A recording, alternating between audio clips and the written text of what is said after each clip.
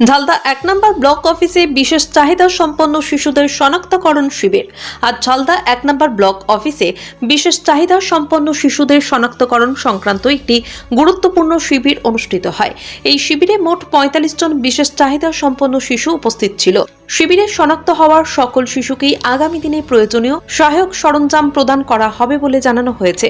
পাশাপাশি এদিন গত বছর শনাক্তকরণ হওয়া ১৬ জন বিশেষ চাহিদা সম্পন্ন শিশুর হাতে বিভিন্ন সহায়ক সরঞ্জাম তুলে দেওয়া হয়।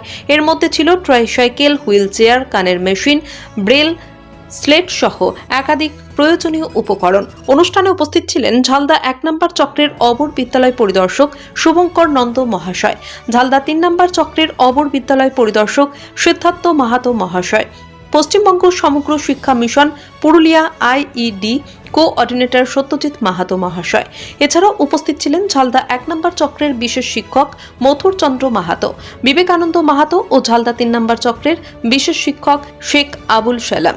এই শিবির বিশেষ চাহিদা সম্পন্ন শিশুদের শিক্ষাগত এবং সামাজিক উন্নয়নের পথে এক গুরুত্বপূর্ণ পদক্ষেপ বলে মত প্রকাশ করেন অনেকে। ঝালদা ১ নম্বর ব্লক অফিসে বিশেষ চাহিদা সম্পন্ন শিশুদের শনাক্তকরণ শিবির। আজ ঝালদা ১ নম্বর ব্লক অফিসে বিশেষ চাহিদা সম্পন্ন শিশুদের শনাক্তকরণ সংক্রান্ত একটি গুরুত্বপূর্ণ শিবির অনুষ্ঠিত হয়। এই শিবিরে মোট ৪৫ জন বিশেষ চাহিদা সম্পন্ন শিশু উপস্থিত ছিল। শিবিরে শনাক্ত হওয়ার সকল শিশুকেই আগামী দিনে প্রয়োজনীয় সহায়ক সরঞ্জাম প্রদান করা হবে বলে জানানো হয়েছে। পাশাপাশি এদিন গত বছর শনাক্তকরণ হওয়া ১৬ জন বিশেষ চাহিদা সম্পন্ন শিশুর হাতে বিভিন্ন সহায়ক সরঞ্জাম তুলে দেওয়া হয়।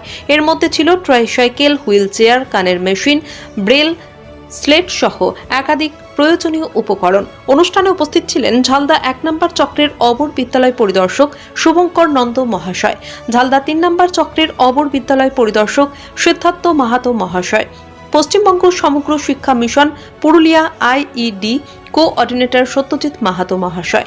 এছাড়াও উপস্থিত ছিলেন ঝালদা ১ নম্বর চক্রের বিশেষ শিক্ষক মথুর চন্দ্র মাহাতো, বিবেকানন্দ মাহাতো ও ঝালদা ৩ নম্বর চক্রের বিশেষ শিক্ষক শেখ আবুল সালাম। এই শিবির বিশেষ চাহিদা সম্পন্ন শিশুদের শিক্ষাগত এবং সামাজিক উন্নয়নের পথে এক গুরুত্বপূর্ণ পদক্ষেপ বলে মত প্রকাশ করেন অনেকে।